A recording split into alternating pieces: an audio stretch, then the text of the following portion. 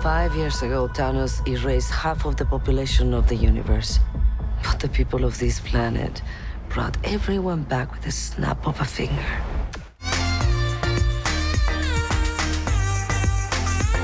Welcome to your weekly ticket. The top two films over the Halloween weekend were the same as the previous weekend, with Dune, which just announced a sequel, coming in at number one with $16 million, and Halloween Kills bringing in another $9 million. Halloween Ends, which will close out not just the new Halloween trilogy, but the franchise as we know it, and will release on October 14th, 2022. And Denis Villeneuve will return to Arrakis to film Dune Part 2 for its October 20th, 2023 release date. The highest grossing new release was My Hero Academia World Heroes Mission, which collected $6 million at the domestic box office. World Heroes Mission is the third film based on the superhero manga series by Kohei Horikoshi. Horikoshi's series also spawned a popular television adaptation, which has run on Adult Swim since 2016. All told, with approximately $625 million earned at the domestic box office, October 2021 was the highest grossing month for theatrical films since February 2020 brought us Sonic the Hedgehog and Birds of Prey. Venom, Let There Be Carnage, and No Time to Die were the two films to clear $100 million for the month, with the Venom sequel netting $190 million, and the final Daniel Craig as James Bond entry earning $133 million at the US box office. From Knives Out to Guns Out, Ana de Armas is in talks to lead the John Wick spin-off titled Ballerina. Len Wiseman is set to direct the film for Lionsgate, which will follow a young female assassin who seeks revenge against the people who killed her family. The character was briefly featured in John Wick Chapter 3 Parabellum as a young dancer who is also trained to be an assassin. It looks like Bill Murray will be headed to the MCU. The actor revealed the news while promoting his latest film with Wes Anderson, The French Dispatch. When asked about different directors he's collaborated with over the years, Murray said, recently I made a Marvel movie, but quickly followed up saying, I probably won't tell you, but never mind. The star went on to mention being attracted to the role because of director Peyton Reed, seemingly confirming the MCU film as being the third installment of Ant-Man and the Wasp, starring Paul Rudd and Evangeline Lilly. And the director of Independence Day, Roland Emmerich, just released the first footage of his new sci-fi film, Moonfall. Halle Berry and Patrick Wilson star as astronauts out to save Earth from destruction. Moonfall is a sci-fi disaster epic that follows former astronaut turned NASA executive Jo Fowler, played by Halle Berry, as she uncovers the secret of the Earth's survival. In theaters this weekend is the latest Marvel adventure, Eternals. Marvel Studios' Eternals features an exciting new team of superheroes in the Marvel Cinematic Universe, ancient aliens who have been living on Earth in secret for thousands of years. Following the events of Avengers Endgame, an unexpected tragedy forces them out of the shadows to reunite against mankind's most ancient enemy, the Deviants. And Rotten Tomatoes editor Jacqueline Coley caught up with the cast, who spoke about their family and friends' reaction to the news that they would be becoming a Marvel superhero. Now, I have a friend, her name is Samantha, and she is Mexican, and she is obsessed with comics and superheroes and Marvel. She's a grown woman, mind you, but she knows everything. She is obsessed. And I couldn't tell her for so long. Oh, because we had to keep quiet for so long. We have to keep quiet. Yeah. And I wanted to ask her because she was going to give me the Bible of who I was. And that one just it was like a telenovela. She just shook and cried and cried and cried. She said, "You're not joking." No, for real. And she was just, by the way, she's a director, and she was just out of her mind. It was really, I can't wait for her to see it. Strange to watch her. I know. And then I think I know, but why don't you tell me who had the best reaction to your casting? No.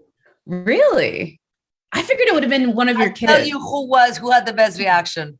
Oh. Me. I was in the movie.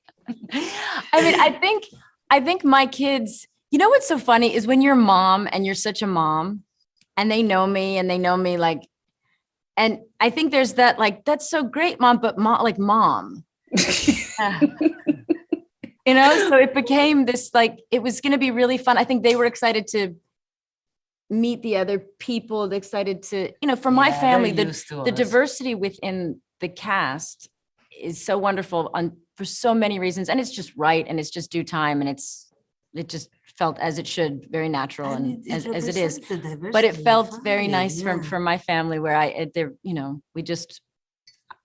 It feels like a movie for them. There are Like, let's be characters that honest. they're Yeah. each, it's not, and there's been lots of different representation in different separate films, but not the same family Yeah. all together in one family. That felt more, so for my family, I was very happy to be a part of this And family. that's part of what I love about the diversity of it, that it is diverse, but it's one family. Yes. And in every family, everybody's different. You can, even if they look alike, even Yeah. if they have the same color, even everybody's different, and it's celebrated different. It was Emily, my wife, because she was literally the first one to know that. She was the first person I called. And when they first called me and they said, hey, so Marvel wants to have a meeting, it's Chloe Zhao and Nate Moore. And I knew Chloe was directing Eternals, and I knew Nate was producing it. And Emily was like, they want you to be a superhero. And I was like, Emily, please, just calm down. I don't think that's true. And I couldn't meet with them for a couple of weeks, but I had the meeting. They said, we want you to play this character. And soon, right afterwards, I called Emily, and she was just so excited. And, completely believed that I could do it. And honestly, for months, the only people that knew were Emily and the agents who have to do the deal. So really, really nobody knew. And I told my parents, and I think they kind of didn't believe it. They were like, so which superhero? I was like, Kingo, you haven't heard of him yet, but there will be Lego figures. Plus, Lauren Ridloff shared some Easter eggs about how she and her husband Douglas Ridloff came up with the name signs for each of the characters in the film.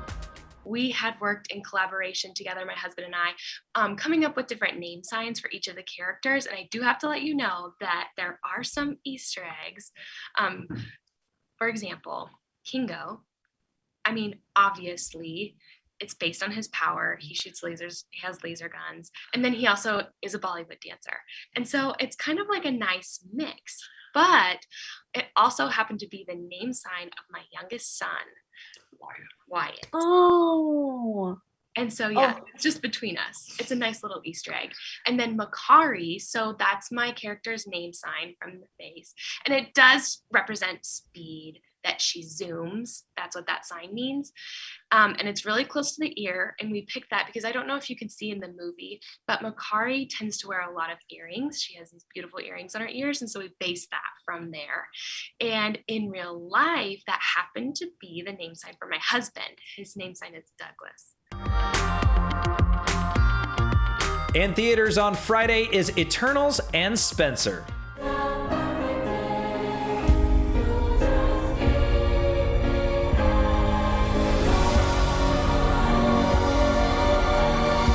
The marriage of Princess Diana and Prince Charles has long since grown cold. Though rumors of affairs and a divorce abound, peace is ordained for the Christmas festivities at the Queen's Sandringham estate.